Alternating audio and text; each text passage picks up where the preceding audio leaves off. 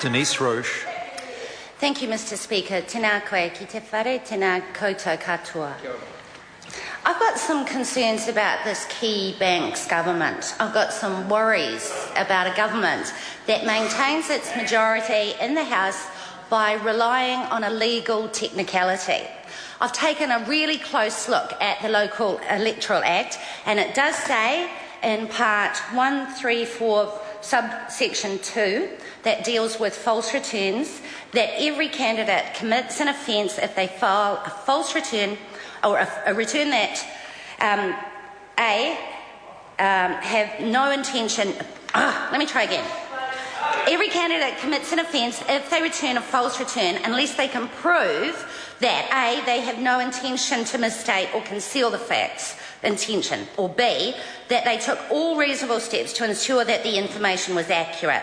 Mr. Banks, or Mr. John Fill My Banks, as he's known in some circles, physically took a cheque from Sky City, and he also solicited 2 other cheques. He asked for them from Kim.com, and then he forgot. He forgot to mention it when his campaign helper filled out his return, and he forgot that too when he signed his return saying it was a true and accurate record. And it's the forgetting bit that means he didn't have the intention to misstate or conceal the facts. That's the technicality. The problem with this type of technicality is that it's an entry into the moral low ground. It's a swampy place filled with dubious deeds and dodgy deals, and it's probably a place where you definitely need a cabbage boat. The government entered into a pact with this man, and Mr. Banks is now shoring up this government and their agendas, the key bank's government. It's Mr. Banks' one vote that allowed the passage of asset sales legislation, the legislation that a majority of New Zealanders do not want. It passed by 61 votes to 60. This is a man with memory problems who maintains the trust of this government, despite the fact that he is prepared to bend the rules, nearly break them, but he's still rewarded for that by keeping his place as a poodle in this government because they need his vote. This man is a minister.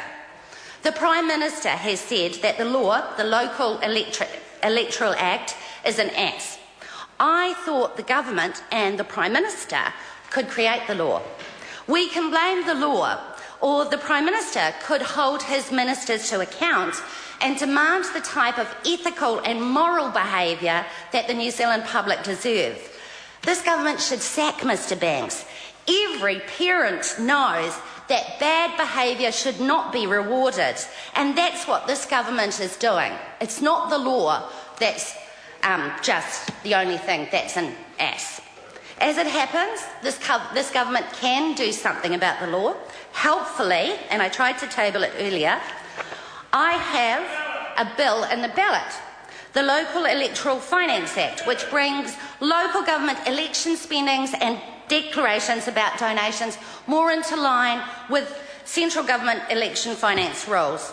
Among the purposes of this bill is that it is one of the purposes is to maintain public and political confidence in the administration of local body elections, prevent the undue influence of wealth on electoral outcomes, and provide greater transparency and accountability on the part of candidates and other persons engaged in election activities in order to minimise the perception of corruption. It will lower the amount that can be donated anonymously. That will certainly ensure that Mr. Banks and his memory problems are a thing of the past.